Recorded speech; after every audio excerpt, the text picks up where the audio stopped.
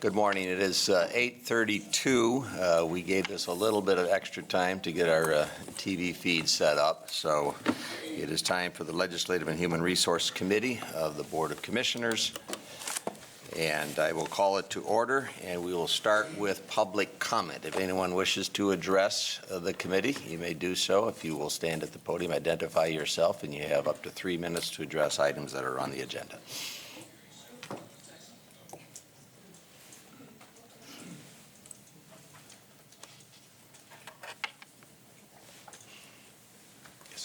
Good morning. Good morning. My name is Douglas Edward Scheidel. I am the survivor of a catastrophic accident in Kent County, a motor vehicle pedestrian. The officer that responded on scene has me in a different location than the fire department who secured the scene. The woman that hit me was allowed to flee the scene with no charges based on the officer's false testimony, even though he collected my ID from Yorkland and places me in the intersection in Alpenhorn. He claims it was a minor accident. The ambulance, Life Ambulance, administered 2 50-milligram doses of fentanyl, which is a class 1 narcotic, proving that it's not a minor accident. They refused to investigate.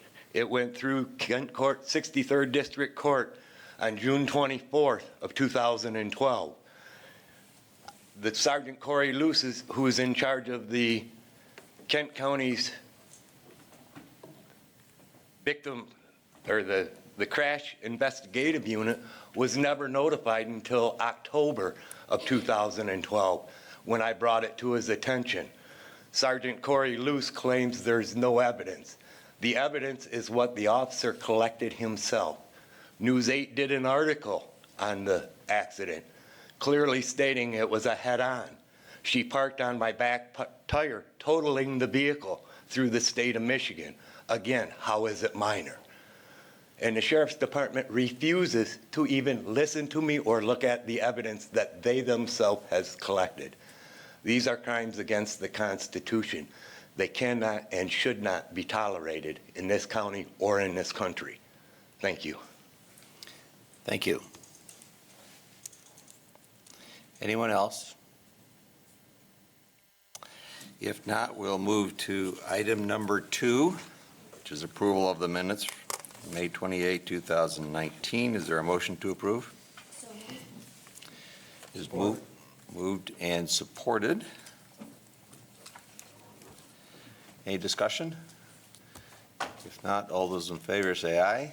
Aye. Opposed? It is approved. The next item is performance measurement review from our sheriff, Sheriff Michelle Joy Young. Good morning. I believe a PowerPoint was distributed before the meeting. I promise I will not take an hour and a half this morning. We'll go with that, and I can stay under that pretty safely. Yeah, I will commit that that's true too. Yes.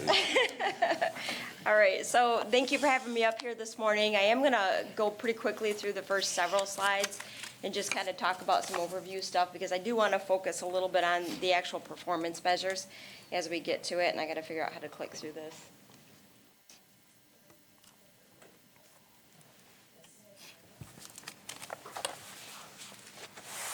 There we go. All right, so just some objectives. I'm going to show alignment with the board priorities, our key performance matrix, significant budget issues, significant accomplishments, key collaborations, and then a look ahead into the next, hopefully, several years.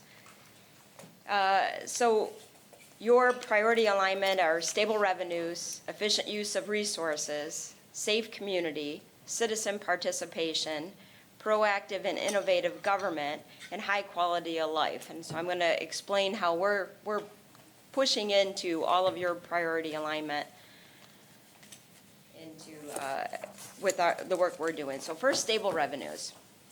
Obviously, having stable revenues and resources that we can count on to do our work is really, really crucial to all government, but especially the Sheriff's Office.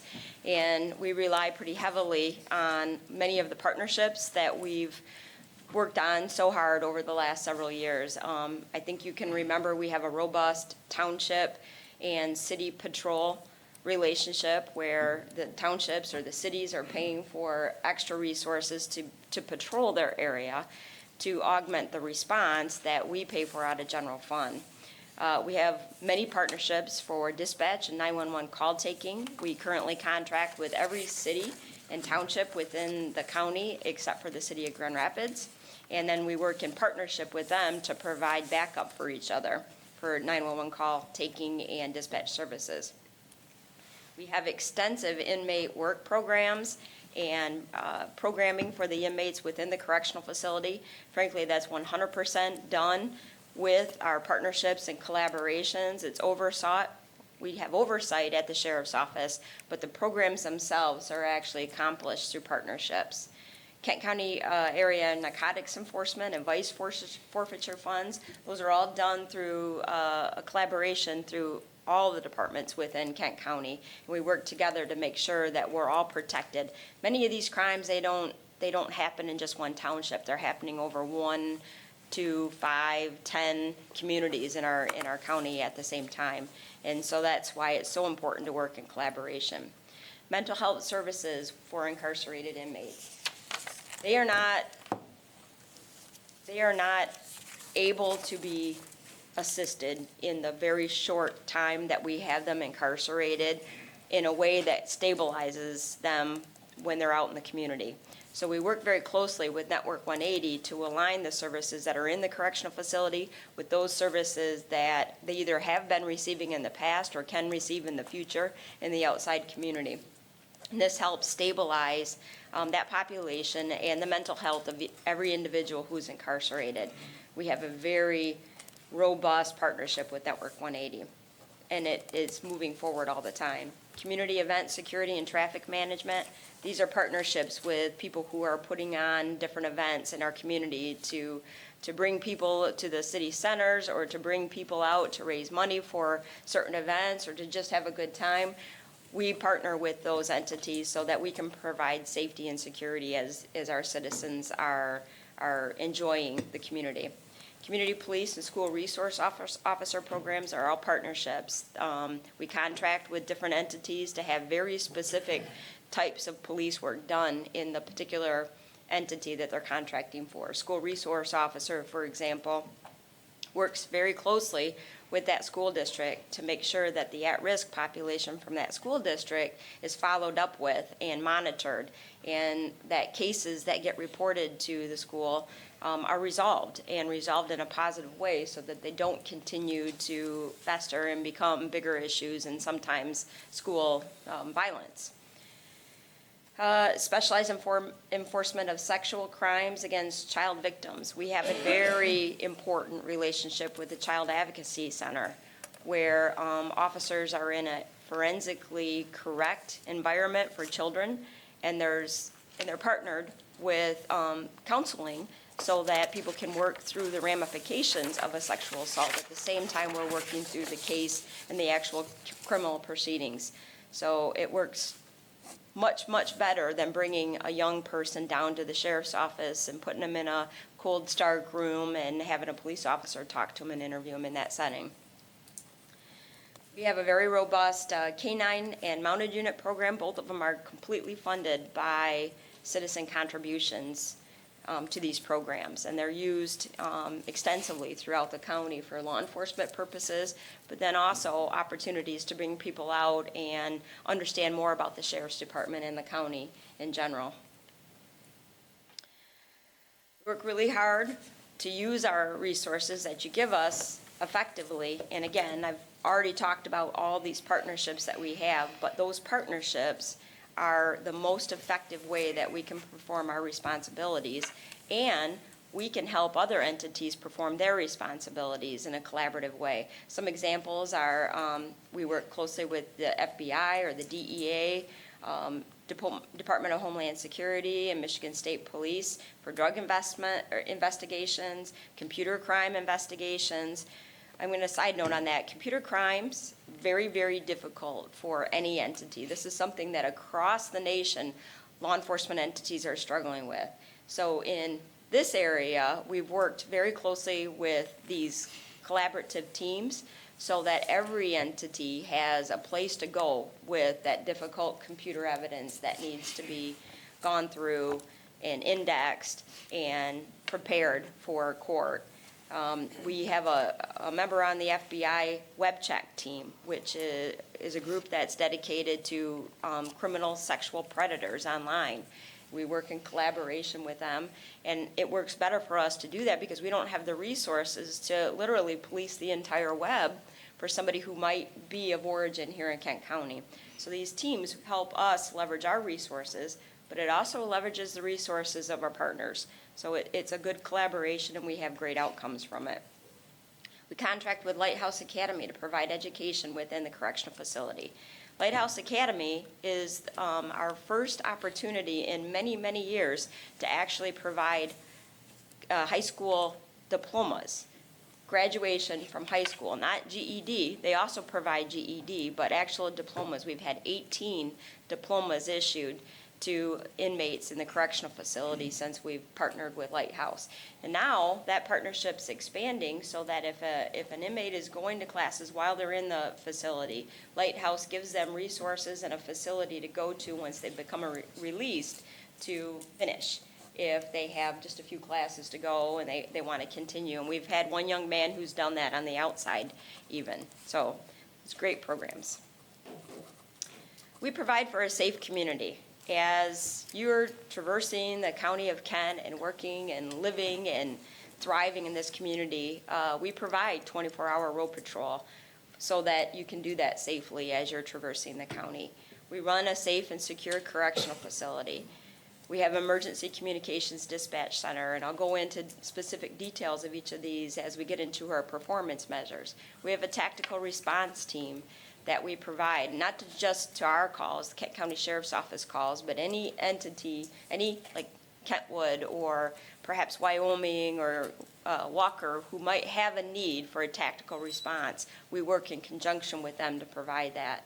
We've talked about our school resource officer program. It's now the most robust school resource officer program in the county.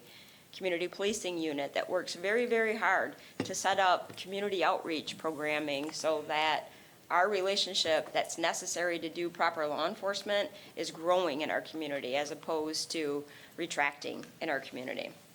We have a K-9 program, and that K-9 program provides K-9s for patrol, narcotics, arson. We have K-9s in the correctional facility that help us detect contraband coming in, which is really, really important in the opioid epidemic.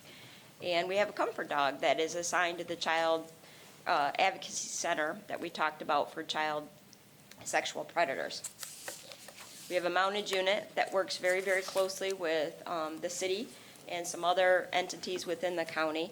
That mounted unit does downtown patrol quite often, particularly on the Friday, Saturday evenings when they have a large group of people downtown, or maybe for a festival or events, because the mounted unit helps us work quite well with crowds who are cooperative but just need to be moving in a certain direction. And it also allows the officers to have a great vantage point so that they can see what's going on. We do that in a partnership with GRPD. GRPD also supplies officers to work on our mounted unit, and we supply officers to work in their areas for the mounted unit. 416 and traffic enforcement and accident reconstruction investigative team. We provide that for the entire county. We have a Marine Patrol. I don't know if you're familiar with the foundational authority of the Sheriff's Office, but constitutionally, we have to recover drowned bodies. So we virtually have to provide a Marine Patrol unit. But beyond what we're required to do, which is to have that dive team, we also patrol all the lakes in Kent County for safety issues. Make sure you have your life jackets, make sure that there's no safety violations happening, and we do enforce, like such as OWI or drug boating laws also on the waterways. And we have a Parks Police unit that works to supply full-time presence in Millennial Park during summer months, but then also part-time enforcement in all of our county parks as needed. Citizen participation is really, really important for all of us, but especially the sheriff's office, because we have to be responsive to what the community needs and wants. And we can't do that without hearing from the citizens, without having people be able to talk to us. So we've got a couple of initiatives that we think really work towards that. We have a robust media and social media campaign to communicate issues to the public. We work very hard to make sure that we're responsive when we're getting media requests and that we fully answer them, and we do it in a way that is helpful to the requester.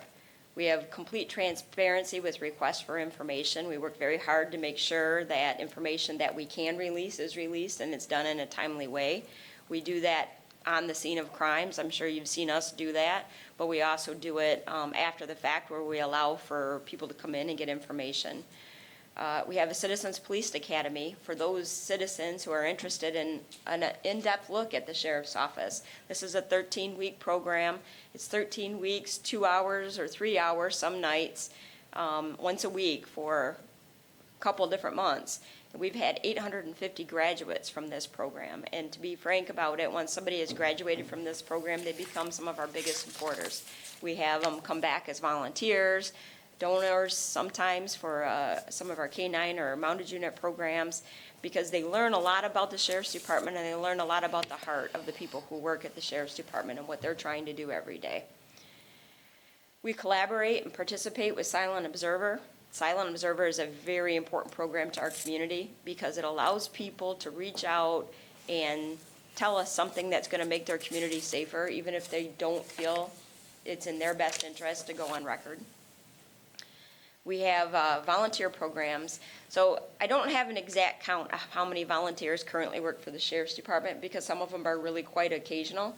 But the last time we did count, it was over 700 people who volunteer at the Sheriff's Department in an active status. That is more than my actual staff. So I think that's a pretty incredible number. Student and parent safety programs such as computer safety and awareness. This is often done through our school resource program, and it gives us an opportunity to have that officer provide information in a positive, helpful way, because it helps create relationships with those parents and with those students so that they know there's a safe place to reach out and ask a question if they have something going on. We do one of the largest national night out programs in the entire state, down in the south area of our county. We actually do it all over the county, but the south one is the largest one. And that gives us an opportunity to basically have a carnival kind of setting for the neighborhoods to come out, see the sheriff's office, meet some of our staff, meet some of our volunteers, and just have a good night and enjoy themselves. And there's an app for that. We've just launched our sheriff's app this year. We've talked to you about it, but it is intended to be a one-stop location for people to get information that they need often from the Sheriff's Department without having to call or maybe go to the full website and try to figure out where to find it.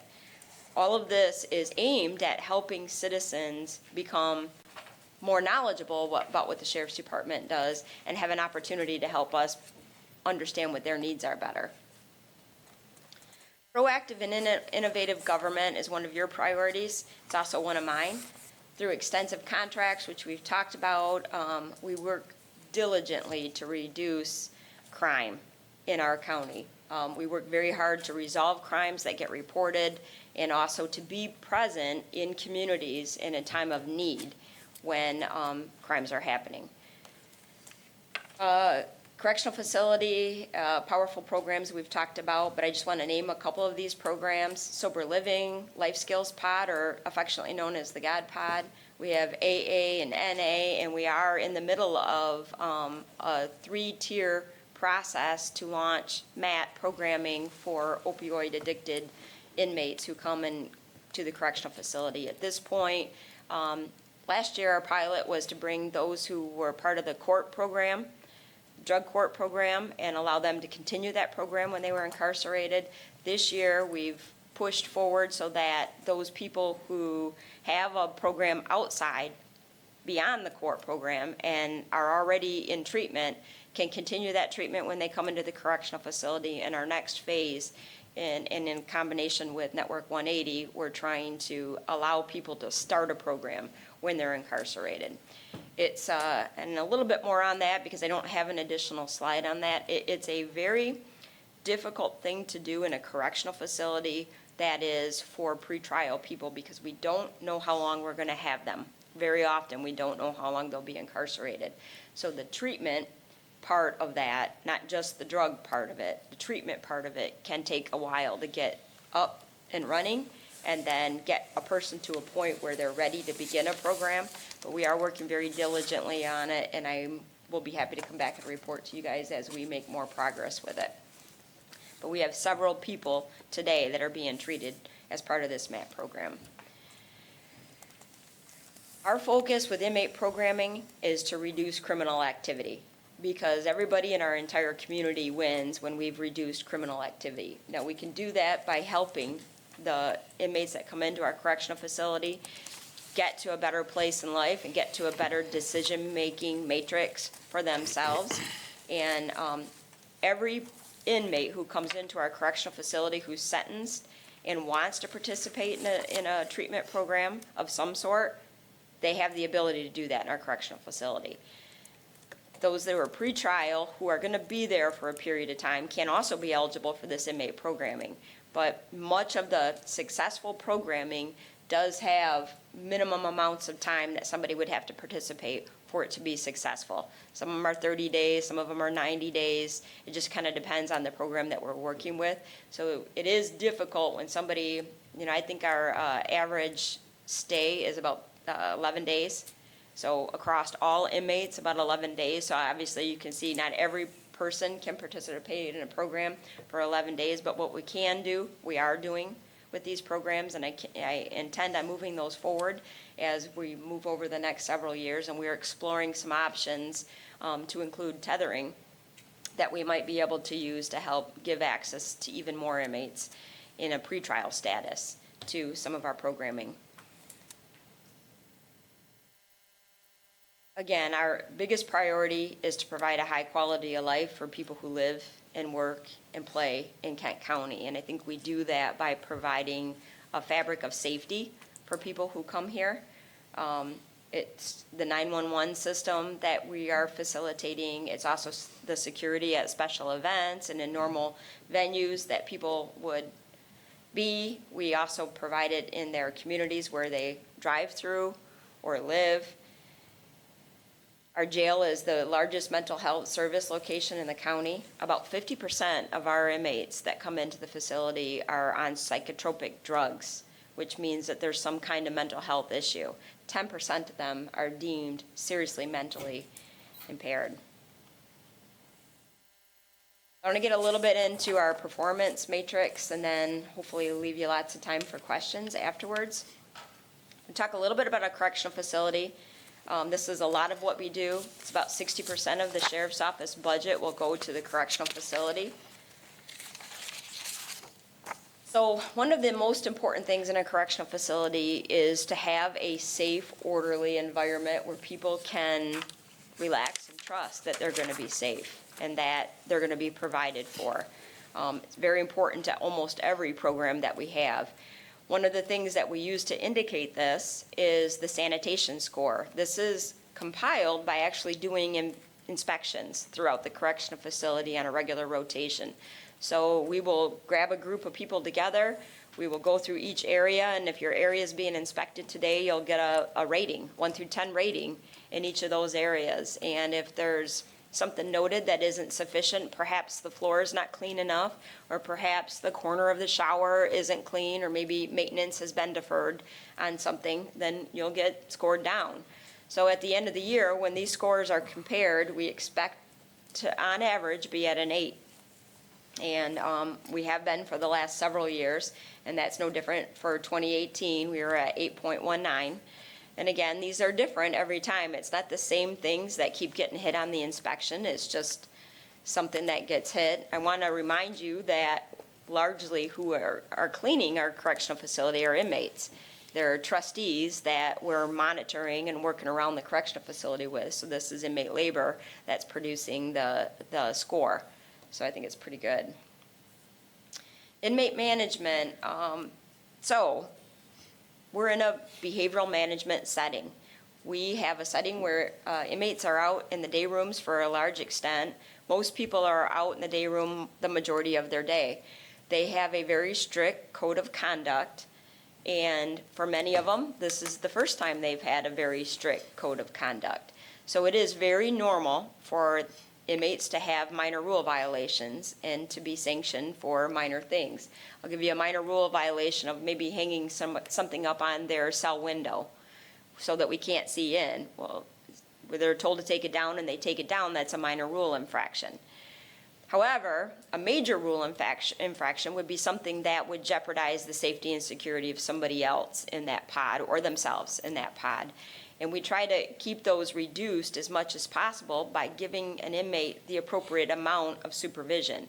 Maybe they're in a more intense supervised location. If they can't manage their behavior, we maybe try to watch for an outburst that's about ready to happen and quell it before it can. Again, those officers are right in the pod with those inmates so that they can hear. Maybe the voices are getting raised. Maybe they're talking about the card game they just finished in a way that sounds like they're about ready to get into a fight. That officer should be quelling it, taking everybody, maybe tell them to take a few minutes out of the day room. But we try to monitor that successfulness by the number of major rule violations that we record. We expect it to be under 2 per 1,000 jail bed days.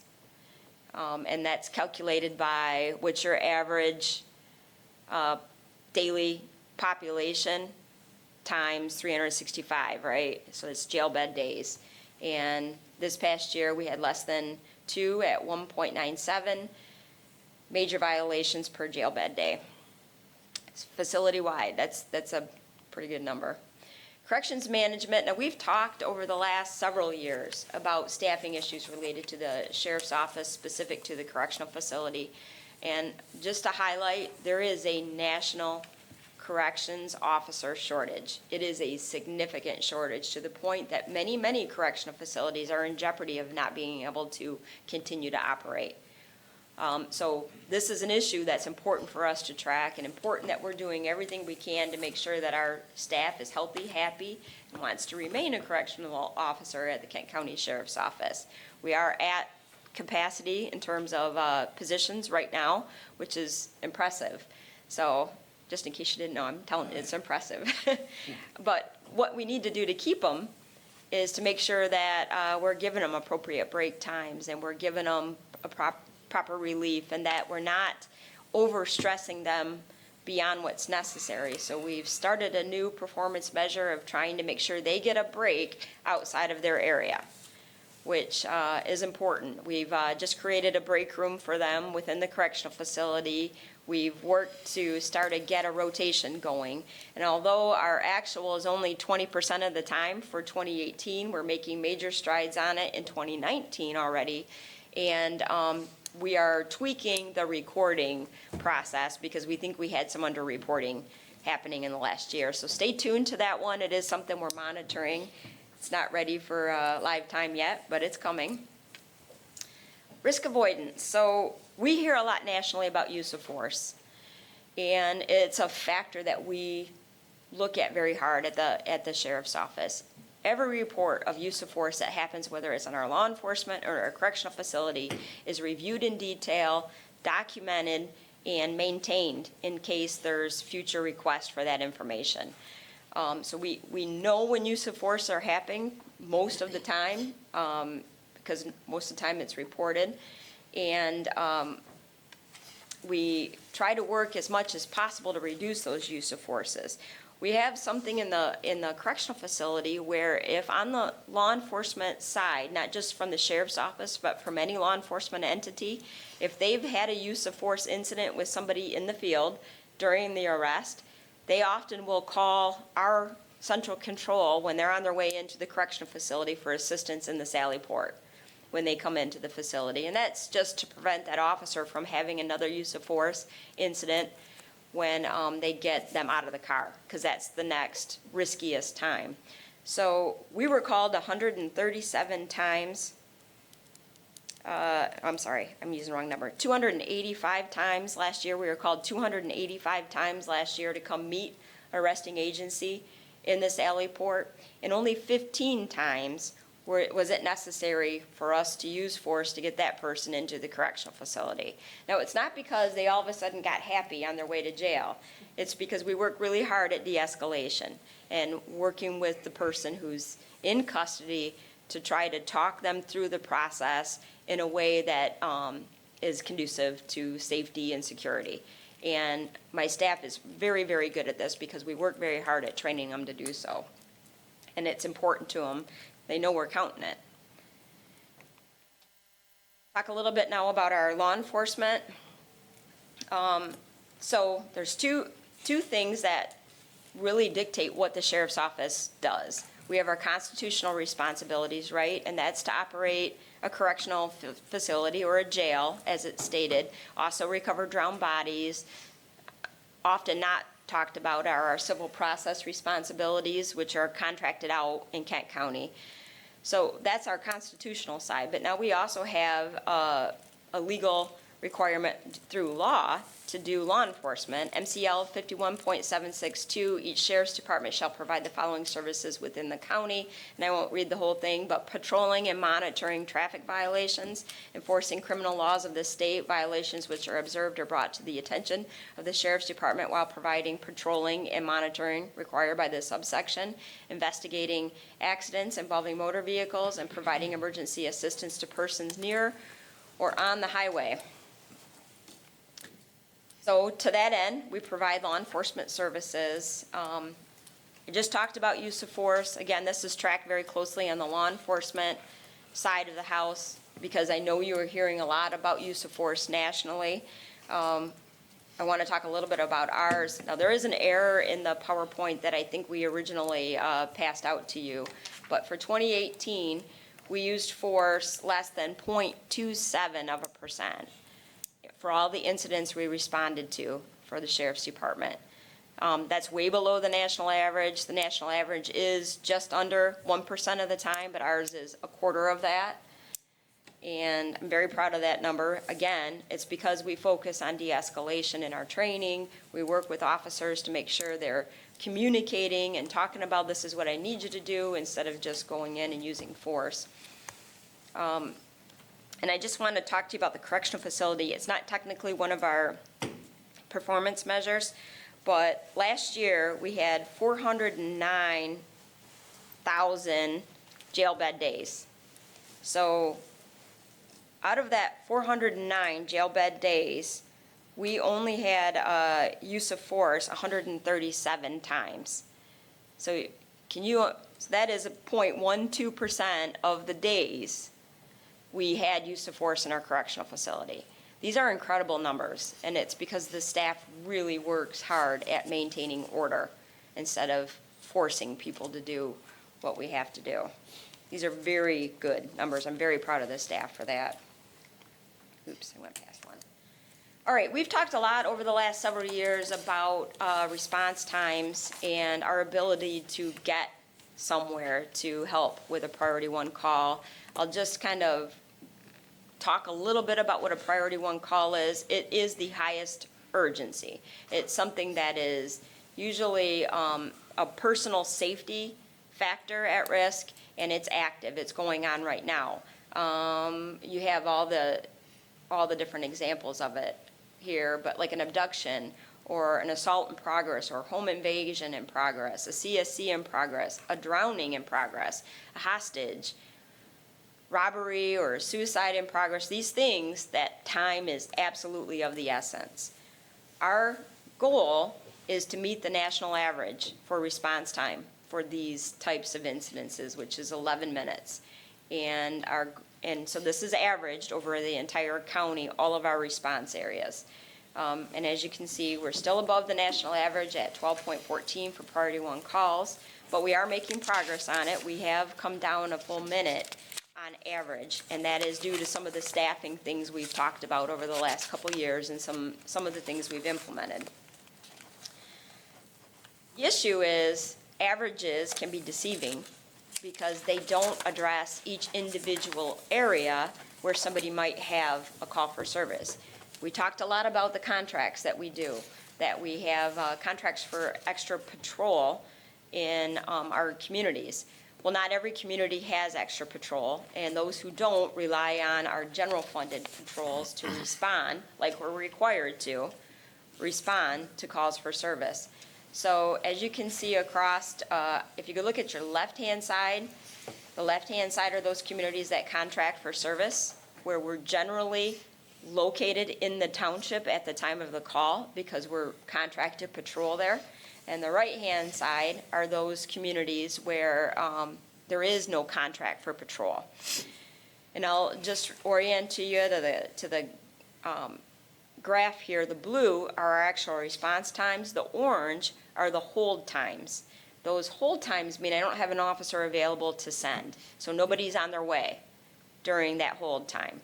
And I will note there is an error under Grattan Township where the hold time exceeds, and that's because people who are not assigned to that area are going to the call, even though they're not actually sent to that call yet.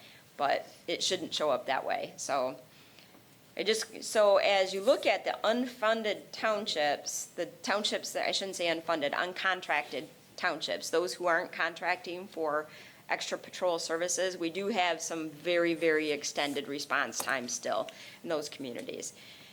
The way our township contracts are written, if, let's say, and I'll just use an example of Plainfield Township, if Plainfield Township contracts for service and I have a car in Plainfield Township, and then I get a priority 1 call north of Plainfield Township in one of the upper 8 townships that don't contract, I can send a Plainfield Township car because that's the way our contracts are written. And often, these are the resources that are being sent. So those contracts help everybody, but the drive time that is necessary when you're coming from a heavy congestion area to go maybe 2 townships away, that's what you're seeing on that response time. All right, and the drive times are not getting better.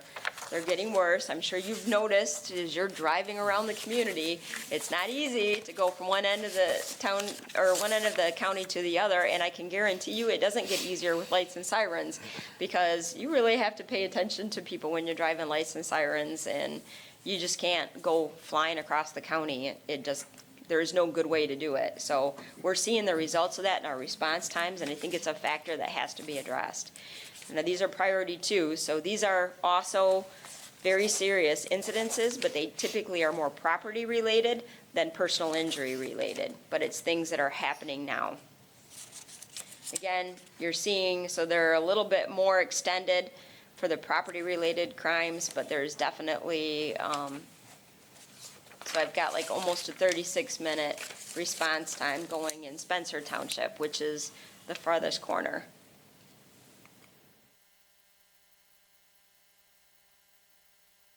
So response times in comparison between 2017 and 2018, you can see we're making some improvements. And I would just want to reorient you to some of the changes we made that we are seeing some results. We took those opportunities where we're being contracted to do what we call special events. So that would be like Fifth Third, I'm calling it, it's actually the Amway River Run now, I guess.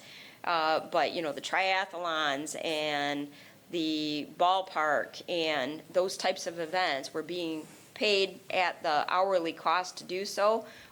We combined some of those to have full-time deputies so that we could have them on road patrol, and off the roster, we're covering those special events.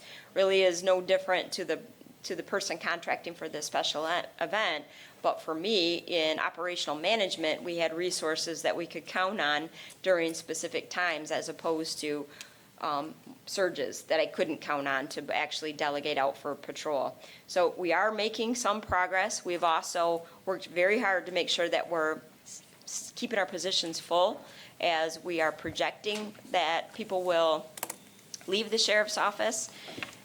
We're able to hire temporary staff to get up to speed until, you know, that person's able to actually leave. We have somebody ready to go on the roster instead of going short officers for extended period of time.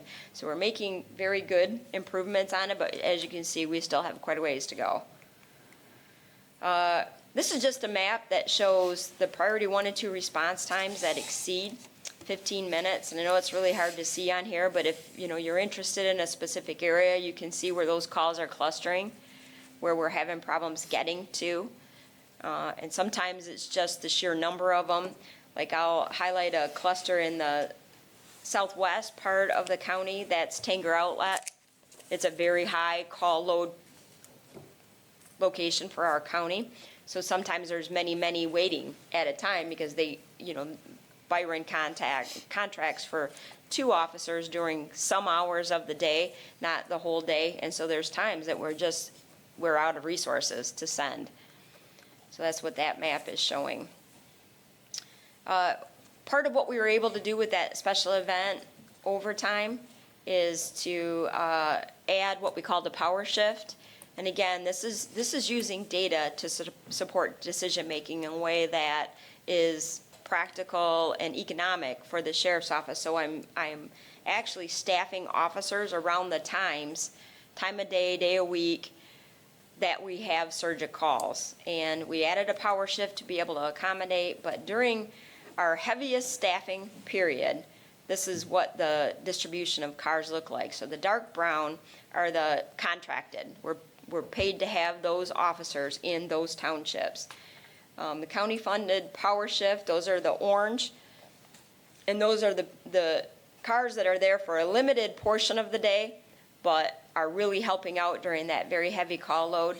And then as you see, the gold color, those are what we call district cars. Those are our traditional general-funded cars that are there. We're required to have them to back up the township contracts, but we're also required to have cars available to respond to calls for service and to take general law enforcement calls. So typically the brown stars won't leave their areas unless it's an emergency, which is a priority 1 or 2 call for us. That's the only time they're allowed to leave their township to go to one of the unfunded townships.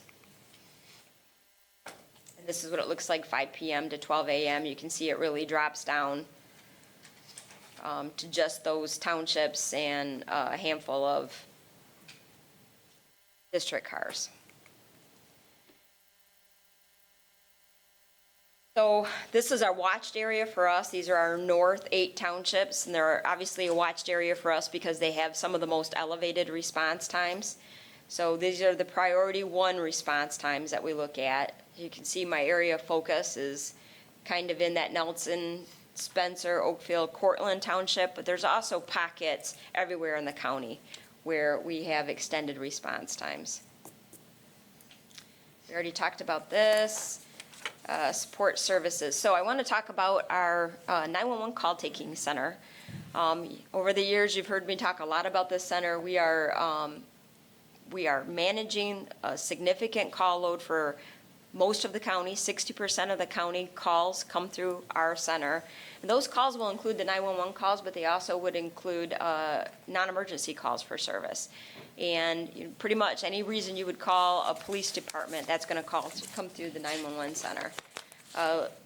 We expect that we have to answer all of those 911 calls 95% of the time within 15 seconds, which is about a ring and a half. So if you ever think about how quickly you would have to answer the phone to get to this 15 seconds. But 95% of the time, actually 95.27% of the time, we are answering those calls within 15 seconds. Within 40 seconds has to go to 99% of the time. And typically when we'll see the difference are when we're having a surge of calls. A weather event would be a good example.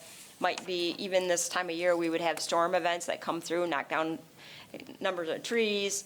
And in the age of cell phones, we don't get one call on something. If you're driving on 131 and there's an accident, very helpful people, maybe 100 very helpful people will call us on that same accident. So that's when we'll start to see some of these calls, call times more extended. And we appreciate every one of them.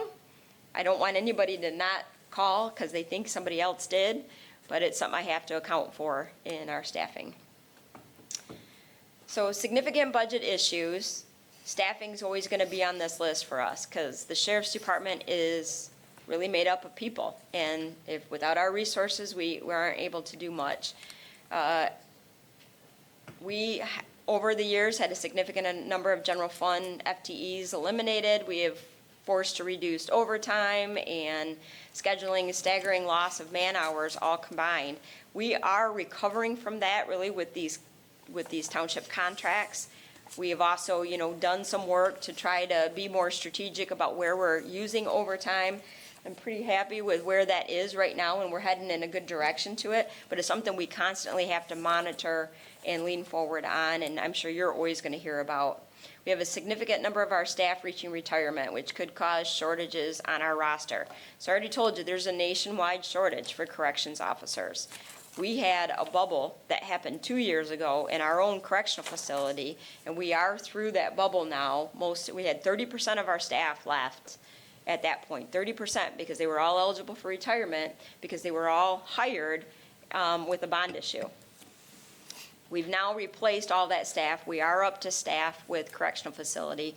I think we still need to go further to reduce overtime in the correctional facility with staff and balance what that looks like. And the same cost, if you hire somebody versus force them to work overtime, it's the same cost to you, but to the person who's working, it's a better life to not be forced to work so much overtime. But our big issue is coming for the law enforcement side.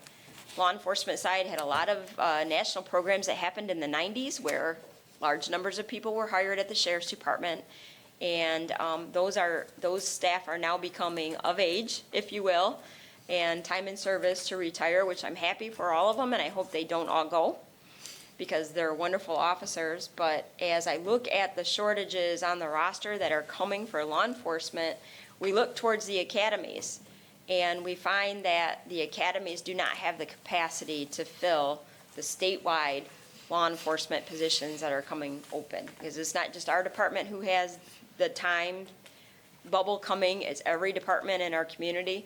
So we have to make sure that we're leaning forward, keeping that competitive edge to recruit for officers, and that we're recruiting officers who have a heart to serve, because that's important to our culture. So we're working really hard on it. We get in front of the academies. We reach out to people very early in their job search, and sometimes in high school, and in some cases in middle school, to start getting them to think about law enforcement. But that's something we're going to have to continue to do to stay on top of it. It's been very difficult to recruit. We talked about that. It takes over 6 months to fully qualify either a corrections officer or a law enforcement officer or a 911 dispatcher to get them fully able to sit in a spot on our roster. This is why we've implemented that temp position approach that's been very cost effective for the county, very effective for staffing for the sheriff's office. A good example of collaboration with the administrator's office and human resource. We're very lucky to have that group of people in play. And I got something going on here. It won't go. Okay. Obviously, response time for priority calls. We're going to keep talking about this until we can get it down to what we think is a reasonable response time. I'm not going to go into detail on that again. Training. This is going to continue to be an issue. Every community issue that comes out into the populace, they talk about more training for officers, more training for officers. But just to put it in perspective, an 8-hour training day in a correctional facility environment or in a law enforcement environment typically costs us approaching on $100,000 because of pulling them off patrol, backfilling with overtime, and the number of people that we have in play. It's very, very expensive. And training dollars that are dedicated to this kind of thing are dwindling. We have something called Public Act 302, which provides for law enforcement training dollars. These are a portion of the tickets that are written statewide. It goes through the MCOL's office, and the MCOL's office has taken a larger percent of those dollars every single year to manage the process, which leaves fewer dollars for us to use for training. It also doesn't provide for the staffing cost for training.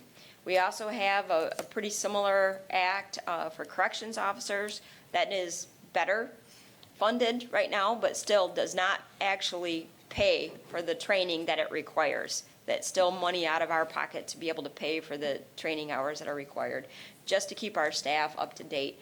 And it's important for all of us, not just as a responsibility, but even fiscally, to ensure that our officers receive the proper training, because in the case they don't, we have liability.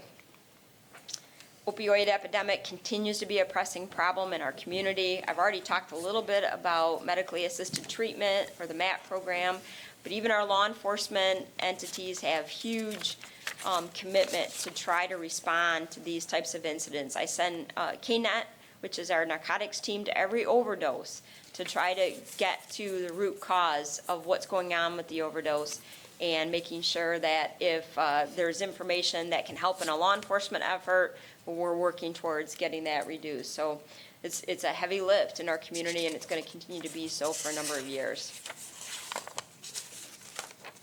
Significant accomplishments, we implemented the power shift, and we've had a minute and 27-second reduction per call, priority 1 call.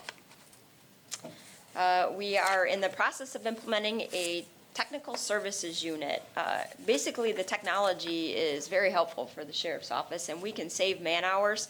I'll give you an example. By using a drone on an accident reconstruction, we can save 5 to 6 hours of time on that scene, which often is when we have roads closed, so we can do the investigation. So the drones are helping significantly. We used the drone up north when we had a very large outdoor crime scene that had to be mapped.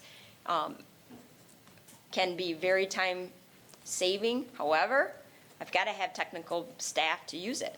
They have to understand how to use it. They have to know that we're using it correctly, because I don't have any room for error. So we are training a special group that are going to practice with this equipment on an ongoing basis so that they are ready to go at a time of need. It's not just the drones. There's like robots that we'll use for our tactical response unit. Might be special equipment that we would use in other crime scenes. We talked a little bit about the Sheriff's app. This is a program that we feel very strongly about. It is already helping us to communicate more directly with the population that we serve, and it's been a great resource. I got to credit Sergeant Roon. I don't know if you ever see Sergeant Roon around. Tell him nice job on this. It was a heavy lift for him, but he's been able to accomplish it. We've implemented a new e-warrant workflow process. This works very closely with the prosecutor's office and the courts. It's been a multiple year process that IT has helped project manage all the way through. Kronos, I think you're hearing a lot about. This is a scheduling software that really makes sure that every dollar we're spending in staffing is capitalized on, and that it's documented correctly, so we're paying people when they're supposed to be paid and not paying people when we're not supposed to be paying them. We have a criminal intelligence analyst unit. I'm going to talk just for a minute on this. You're going to see a story that's probably going to come out this afternoon. I'll give you an example about this. We have an analyst who basically, they harvest information from different data systems. Maybe there's like a specific kind of thing that keeps showing up in reports, calls that we get called to. And we had an example of this that happened in Michigan, where large equipment like plows, snow plows were being stolen, or maybe it was a tractor, or maybe it was some kind of implement, large things that were not easy to steal, that, started to really occur to this analyst. This has got to be some kind of system in place, because you don't casually think about stealing a tractor and then get away with it, right? It's something that you have to have a plan for. So we started to do a bunch of research. He started to not only find a pattern in our cases, but in cases statewide with other sheriff's department and Michigan State Police. Based on that information, we brought together a group to work on this, and we were very, very successful in finding a criminal enterprise that was victimizing people all throughout our state, frankly, probably beyond our state, and they had a ring of people who were going and stealing, and then they were bringing it back to a location and fencing it out. So We've got a really good, solid case. We worked in conjunction with Detroit PD and Michigan State Police and a couple of other sheriff's departments to bring this to fruition. I'm very proud of our group for this.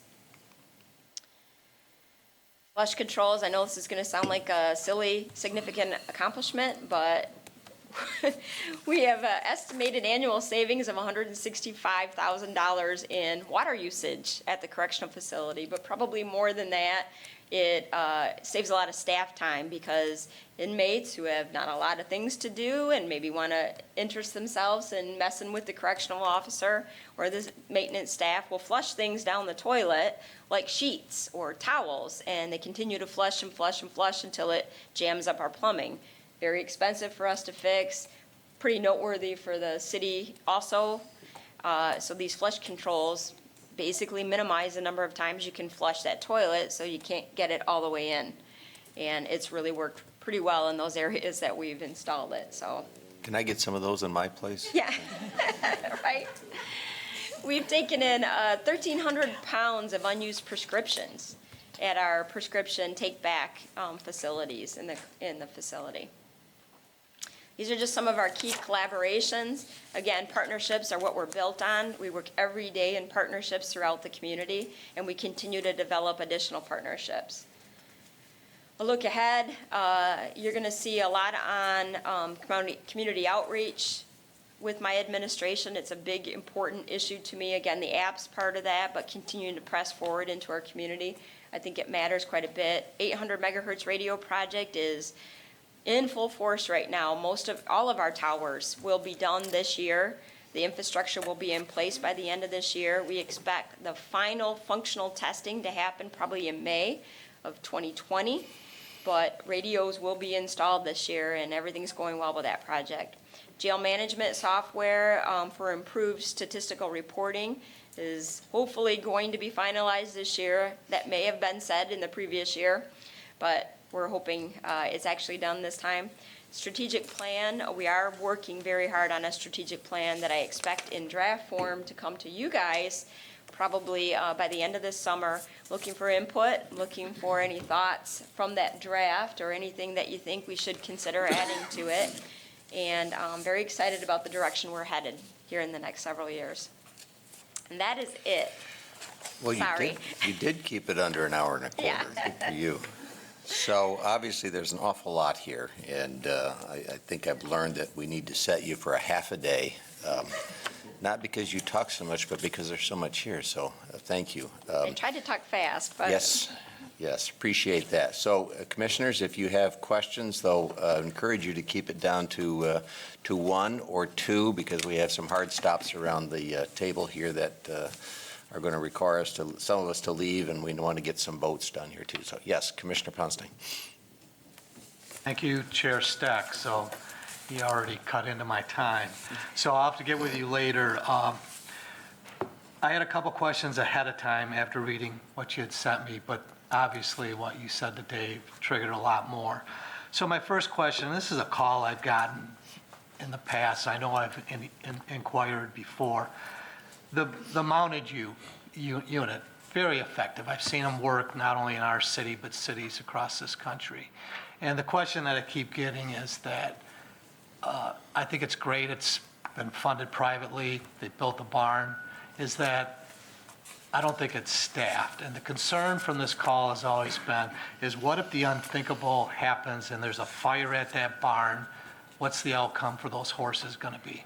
So there is monitoring equipment at the barn. So Okay. if there were a fire at the barn, we would be responding along with local fire resources for that specific question. But I do feel that there is a staffing need of some sort at that facility.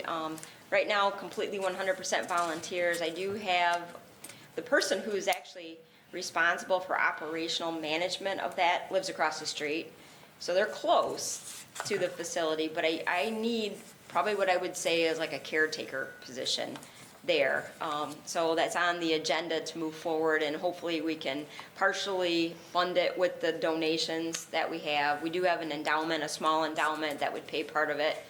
So that's kind of on my long term, but it is monitored. We do check it every single day. There are volunteers that report there every single day to do the feeding and to just check well-being of the horses.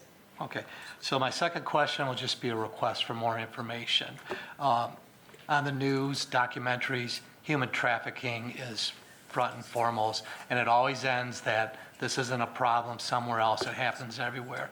Can you get me some information of what you think the effect on Kent County? Do we have a problem, and what are we doing to address that? I'm attending a meeting in a couple weeks on this topic specifically, and if I just had background information of Kent County, that'd be helpful for me. And I can answer it shortly to begin with. This is actually a national question. I sit on a task force with the FBI where they're trying to figure out how to count these. It's very difficult to count, so I'll tell you that our statistics will not show a problem, but our knowledge says, yeah, there probably is a problem here. And it really has to do with how people identify what has happened to them when they report a crime or don't identify. And often, they won't identify because they feel like it puts them at risk.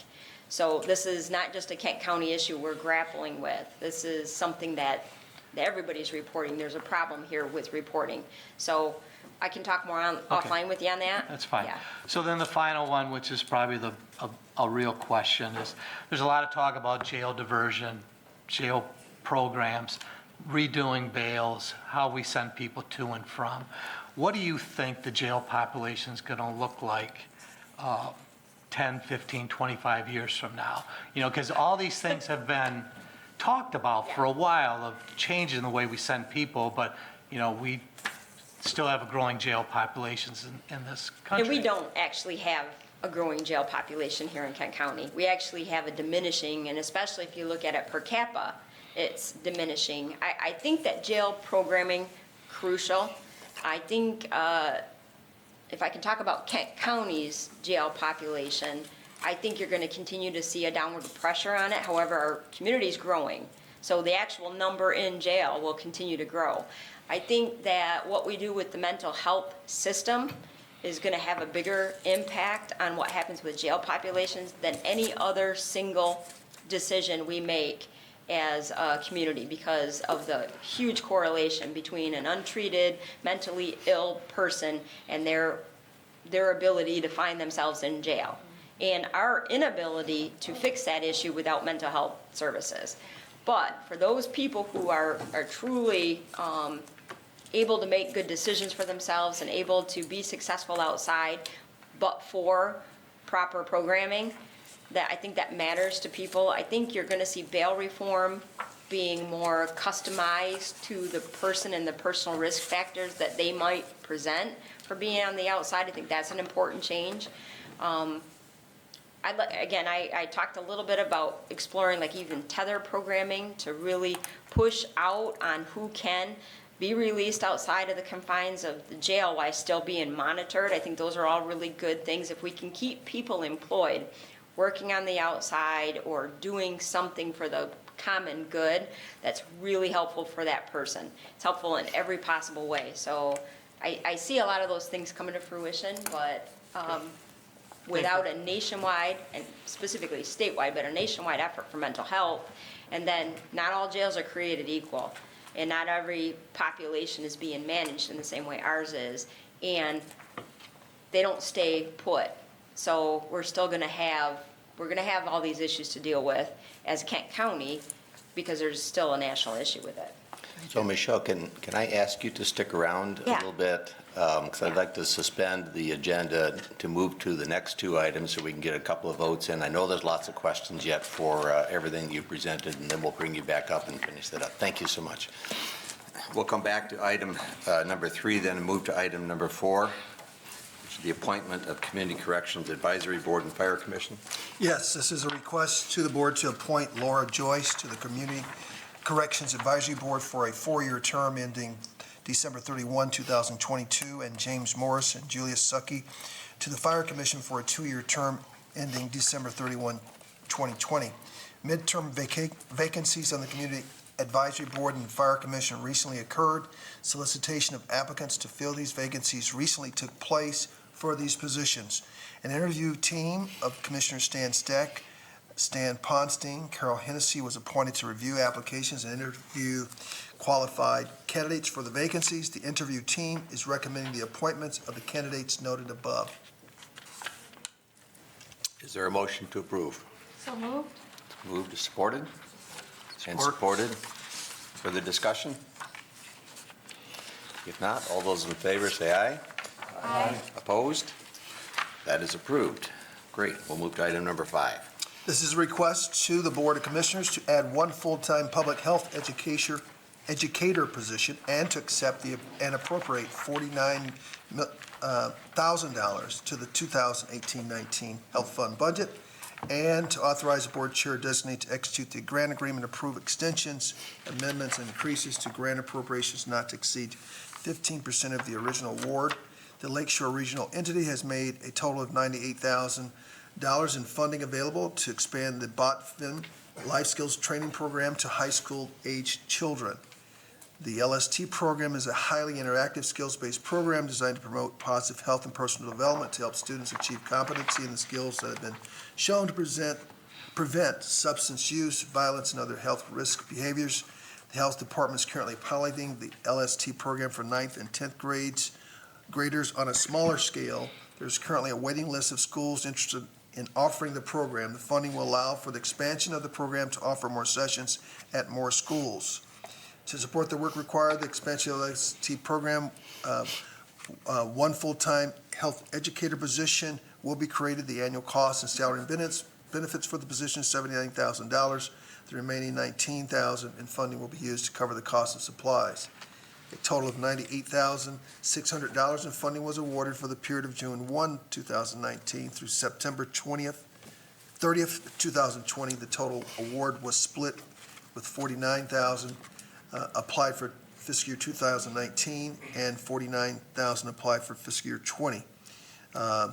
Because the award notice was issued so late in the fiscal year, the unused portion of fiscal year 2019 will be carried over added to the fiscal year 2020 award. If funding is eliminated or decreased, the positions will be eliminated unless continuation funding is approved pursuant to our fiscal policy on grants, contracts, and donations. Is there a motion to approve accepting this funding? So moved. Support. Moved, supported. Any further questions?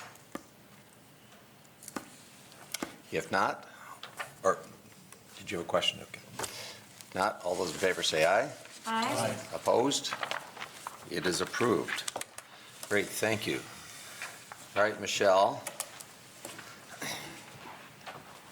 Can I ask more than the 3 I had? Well, we'll On see. the second round then? We'll see. All right, thank you. I apologize for that interruption, and gave you more time to reconsider your presentation. Anything else you want to change while you? No. All right. So, any other questions from the commissioners? Yes, Commissioner Talon. Let's. Before Stan gets round two. As long Yeah, as he she's doesn't. staying, I said I'll. So do I get more. to ask 3 also? You can. In round 1? Yeah. We'll see. Thank you for the comprehensive presentation. That was very helpful and greatly appreciated. Microphone. First question, just kind of crystal ball kind of thing.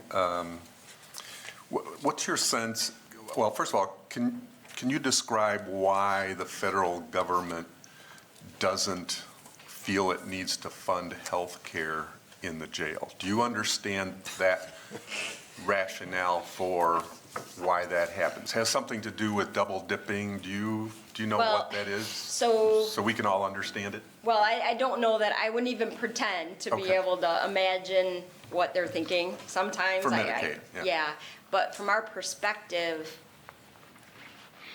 somebody who becomes incarcerated, they're no longer eligible for Medicaid or Medicare dollars as they come in, or Social Security. There's some other things that they kind of get taken back away from them when they come incarcerated. And I guess I've heard it stated that they believe they're getting cared for in the correctional facility, so they don't need that care on the outside. And frankly, that we're paying for it, so they don't have to. So that's, I guess, why they're doing that. But the outcome of that is that there's a lot of lack of continuity in somebody's care of, as they come in and out of the correctional facility, because they're in a state of crisis, getting them on a system where they're able to receive care and treatment and have it continue and be stabilized. It completely confounds that.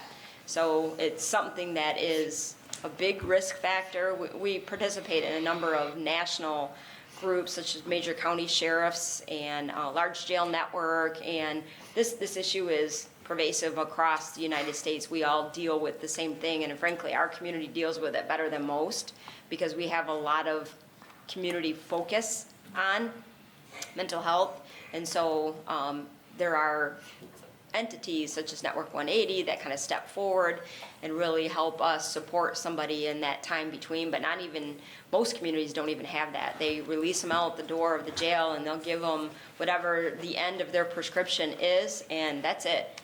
And they find their way to help or they don't, and typically they're reincarcerated because there's no other alternative, or worse. Yeah, obviously the outcomes are really, really bad because of that. It's very unfortunate. If I could just ask one other question, and it's two parts related to data. You mentioned the e-warrant piece, which sounds like it cuts across a number of systems. What's the integration level of the criminal justice data systems? So the prosecutor, the jail, the sheriff's department, the police departments, the courts. Is it a situation where they basically figure out a way to talk to each other, or is it highly integrated, single system? What does that look like? There are processes that are highly integrated that would cut across multiple entities, courts, prosecutors. This would be a good example of something that is a process that is highly integrated. And this one has to go, from inception, right? The time that there's a case reported to the local law enforcement, that data then pushes to one step to the next step, as the next decision is the prosecutor. The next step is there's a process at the district court where the police feed part of that information to it, the prosecutor's office feeds part of that information to it, and this system keeps all those pieces of information aligned and then historically correct. Once it gets all the way through court, and sometimes it's multiple courts, usually 63rd District Court, then 17th Circuit Court, and then eventually it has to get reported to the state, where we're reporting as a criminal history, but we're also reporting to the state as an active warrant when you talk about our lien system, so anybody can be aware. So there are processes that are that highly integrated like this, and there are processes that are not highly integrated, somewhat paper-oriented. I think completing the integration is really, really important for effectiveness if you're looking at criminal justice effectiveness. Some of the major gaps have to do with things that are a local ordinance violation, like in Grand Rapids. There are many local ordinances that are misdemeanors and are supposed to be reported on somebody's criminal history.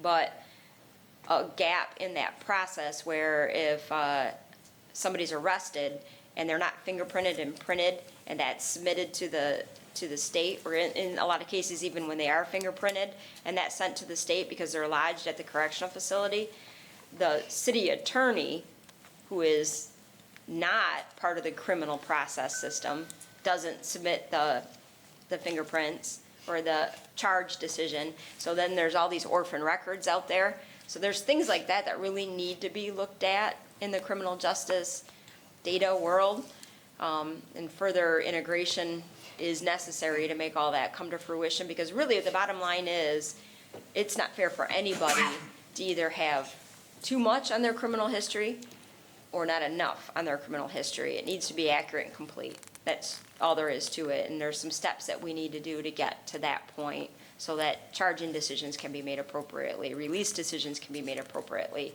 programming can be made appropriately. And a final follow-up Third related strike. to that. Third strike. We hear a lot about, around the country, around our state, about racialized outcomes in the criminal justice system.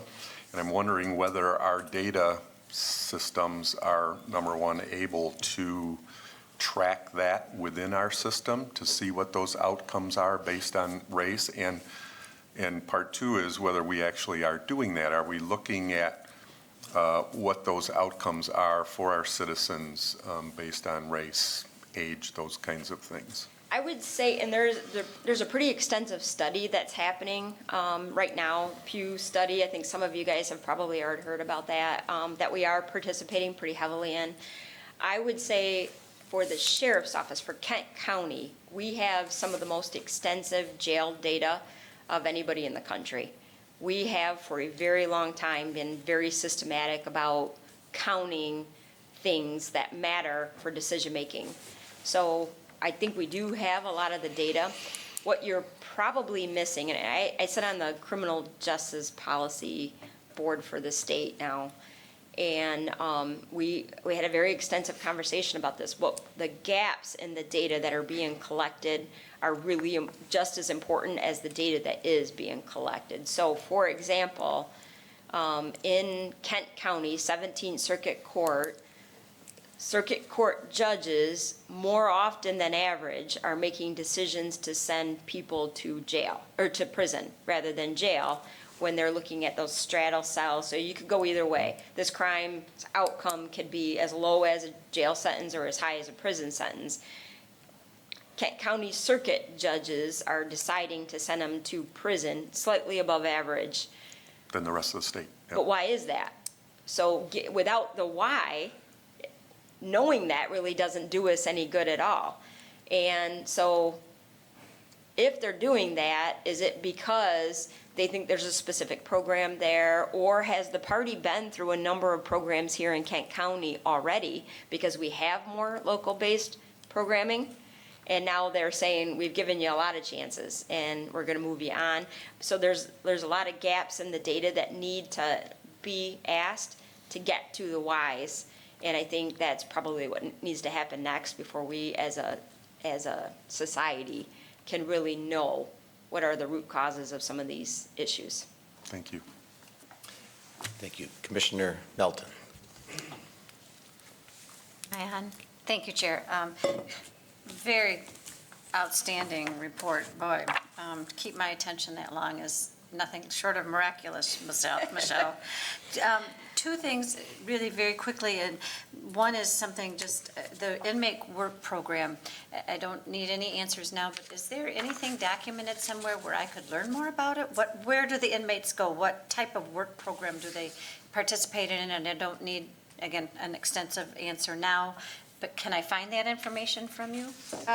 We can get you that information. Okay. I'm trying to think of a summary document that's readily available. I'm not really coming up with anything, but it would be easy for us to produce one for you. I'm just, that piqued my interest. And then I know in Kentwood, we don't use the sheriff's department, but our high school does, because it's in Gaines Township. Right. And it's always something that going to the football games when I was on school board, et cetera,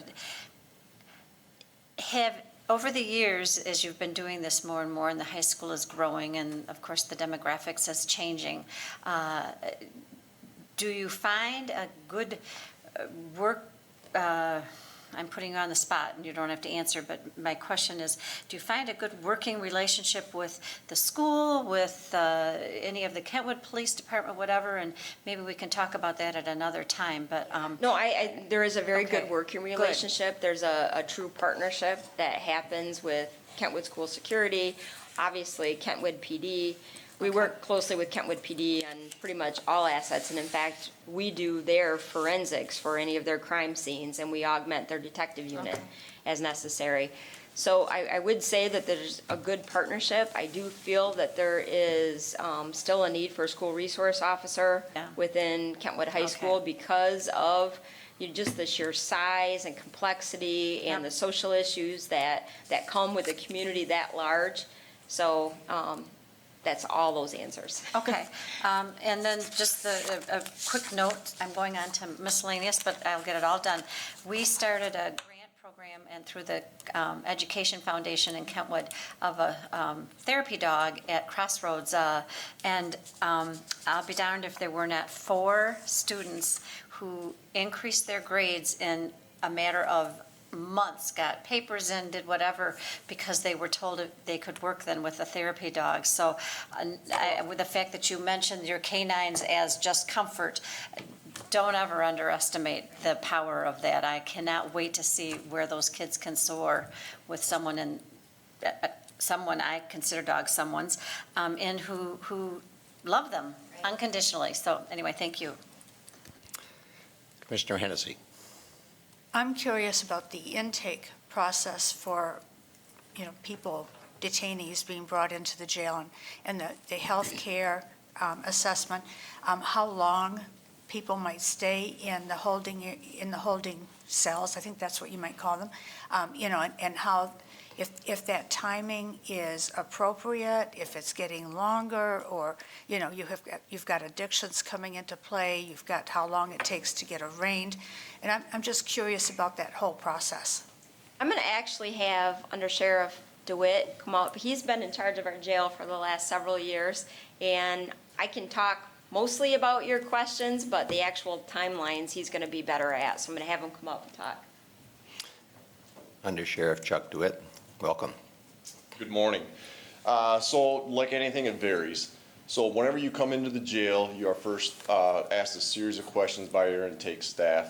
They're brought in, and then depending on the timeline, i.e. how many other inmates are stacked, if you will, in front of them, they get fingerprinted, they see the jail nurse, they're asked 2 questionnaires, one having to do with medical, the other having to do with mental health. And once the fingerprints, pictures are taken, then they're moved from intake into the orientation unit. So typically it's within hours, but they cannot move until we get all those check boxes checked, and that depends on the level of cooperation with that inmate. So typically it's hours, but it can extend to a day, but at that point we really start to make concerted effort to gain the cooperation of that inmate, because intake is not the best situation or place to maintain custody of an individual for a long period of time. So I don't have an average for you specifically, but it's typically within hours. And being arraigned so that you can post bond or, have that option then to move on out? Sure, How is that handled? Yep, so once they are brought into the orientation unit, then depending on when the courts receive the paperwork for the warrant, they will be scheduled for the arraignment. That's typically within 48 hours, but it all depends on when that inmate is actually lodged at the facility. So the clock, for example, typically what you would see is if someone is lodged at, say, 10 p.m. On a Friday, they would typically be set up, well, Friday's not a good example, let's say Wednesday. They would be seen the following morning. However, they could be set for the next day if the court does not receive that paperwork. So it's really dependent upon the arresting agency completing their reports, presenting to the prosecutor issuing that warrant to then be presented to the judge for arraignment. Actually, I would like to talk about the Fridays and what happens. Okay. So on Fridays, the arraignments that take place, I'm sorry, there are no arraignments except for at 61st. What takes place are the felonies that are presented as well as domestic cases. So the inmate would come in. If they're arrested for a felony, then the arresting agency would go down to the prosecutor's office. They would present the warrants. The judges would review the cases and they would set a bond. They would not actually be arraigned if they can't post bond until Monday or the next working day, depending on holiday situations. If it's a misdemeanor, then what takes place is there's a probable cause review that the judges will ensure that the officer had sufficient information to make that arrest. The determination's made and either the bond will continue or they'll be released if there is insufficient probable cause. Okay. Clear as mud. It sounds like there are a lot of variables that are in place, and, you know, and if you have someone coming in who has addiction problems or what have you, Yes, so whether it's an addiction problem or they just happen to be high on drugs or under the influence, that could also play a factor in delaying that arraignment. We have an officer that monitors the behavior, and if they're sensing that that person is not capable of going through the arraignment process, they'll actually inform the judge that that individual is not ready, and they'll delay the arraignment at that point, so that inmate can have a clear head and understanding as far as what they're going through. are you comfortable that the process in place is meeting the needs and handling things in a timely process? Yes. Okay. I feel like I'm back in my criminal law 101 class. Any other questions? So I have a couple. Michelle, I understand that the state is in the process of mandating that the behavioral health issues, at least in for the inmates in prisons, be handled by the community mental health agencies. Are you working on that? And if so, what's the strategy to implement that? I mean, Chuck, what's the strategy for implementing that? So much like the sheriff said during the presentation, we have a very great relationship with Community Mental Health Network 180. We partner with them. They provide 16 hours of service in the jail, and at-risk inmates are obviously our highest concern. Our intake staff, they evaluate, they ask all the appropriate questions. Our contracted medical staff start the mental health questionnaire. Any red flags that appear by anyone, that inmate is then flagged, and our community mental health come and they visit that inmate.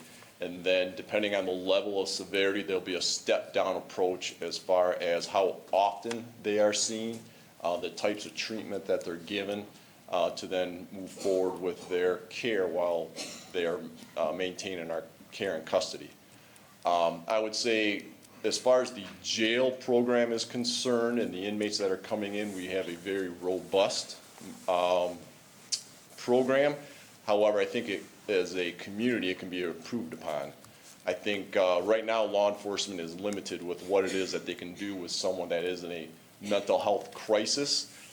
They have to do something with that individual because they just can't leave them out on the streets or in the home. And when a crime has been committed, typically the option is bringing them to jail. There's always that gray area. There's always that officer's discretion. A very good alternative would be to have a crisis center. Well, imagine that. I'm glad you would mention that issue.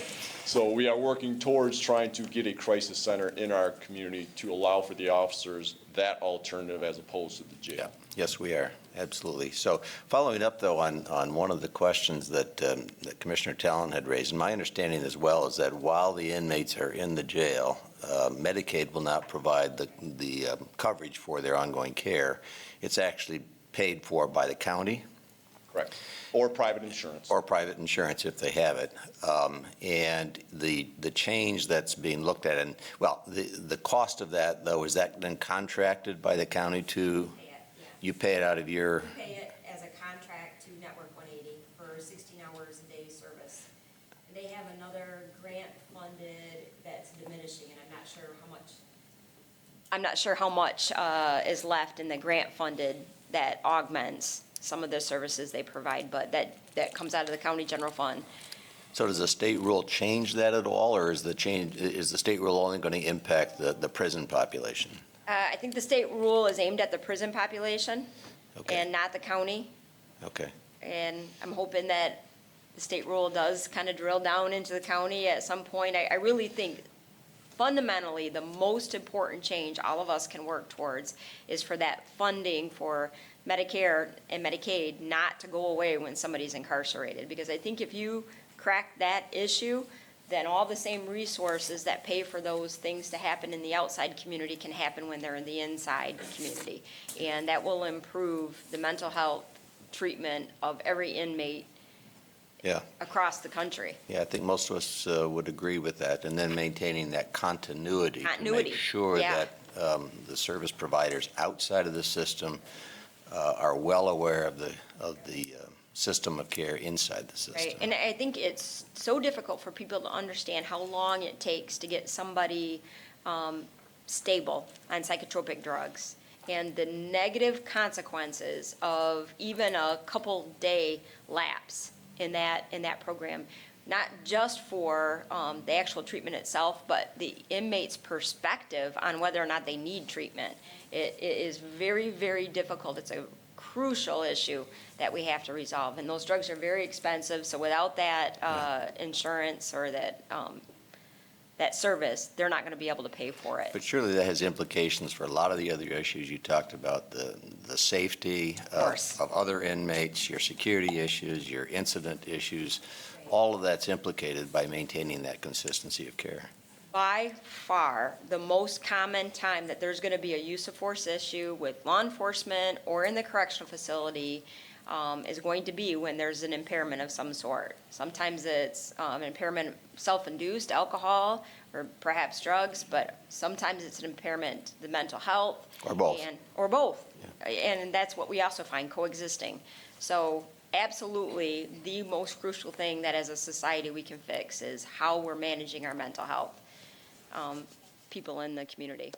Well, and I know that you're well aware of that, and certainly thankful for your continued efforts to work with us in getting that solution, or those solutions. So my last question is, as someone who works on the Lighthouse Servicing Board, I appreciate your comments about that. What is the process by which, since inmates are generally not there that long, Right. what's the process to assure the continuity of that educational programming after they're out? Well, Lighthouse, as you know, has a program where they're able to continue that education when they get out. And most of the instruction's online.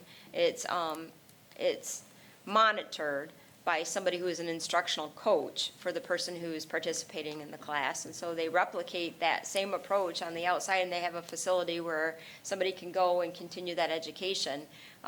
Was one of our original conversation points when Lighthouse approached the sheriff's office and said, we'd like to give diploma services to the jail, because, you don't want it. And a lot of the people that we're dealing with are very young people who absolutely have all the options in the world to get their life very squared away and resume a great person experience in the community. So that diploma makes a difference for that. And that ability, if you're only incarcerated for, let's say, 3 months, and you're able to accumulate certain credits because they work in modules to get credits, then you're able to reconnect and do that on the outside too. It makes a big difference.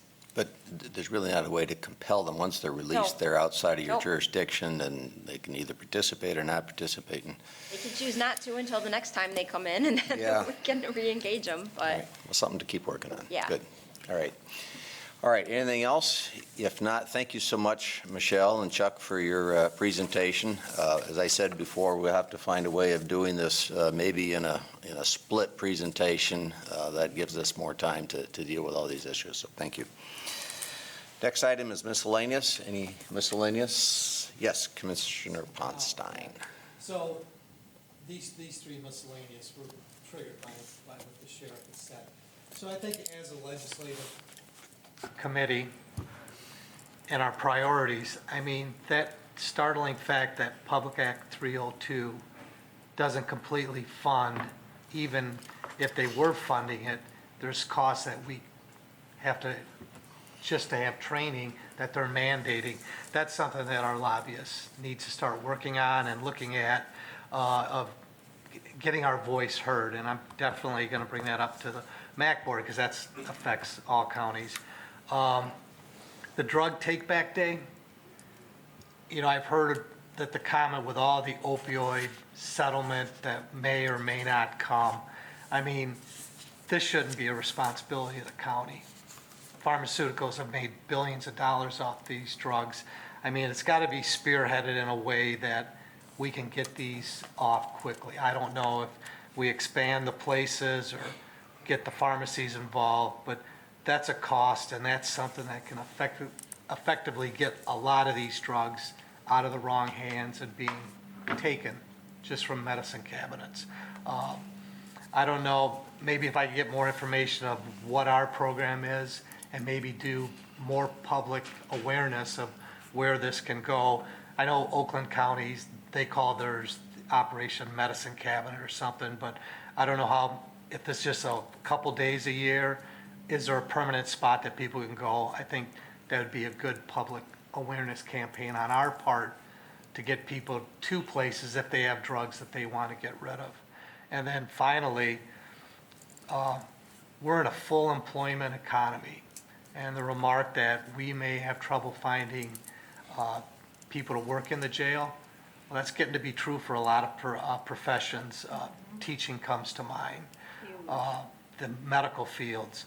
I think what Michelle had said about our competitive edge, I think this is a great county to live in, but I don't know if that's great anymore to enter the field of corrections. I know that never crossed my mind as a profession to do. I know this is complicated, and I know we've looked at it before of what does competitive edge mean? How do we compare to other counties? What are other professions doing to draw people? Because this isn't the first time we've had shortage in certain professions, but I think that's something that this county needs not just to look at for jail recruitment, but the road patrols and other jobs within the county, IT, management, all of that. It's a highly competitive market. The private sector is offering a lot of money for some of these jobs. So if we can maybe put that on our schedule sometime this year, I know doing a report like that is highly staff intensive, and it takes time to get that all together, but I think that'd be worthwhile, so we're not caught one day saying, when did this happen? At least we've got a little of what the trends are. Good. Any other miscellaneous? Just one item that I have, it's actually a follow-up on that issue, and that is a number of commissioners ask, what happens to those federal and state priorities that get on the short list? Do they hit the circular file, or is there more life after that? And assuring you that we do continue to have conversations internally about those issues and evaluate when and whether they need to percolate back up to this committee. And would also invite the commissioners, if you have issues, as Commissioner Ponstein raised, to be sure to communicate that to me or to Wayman so that we can get them back on our radar and then follow up to do that analysis. So, all right, with that, I move to item 7, which is an adjournment. Thank you for your patience. Thank you.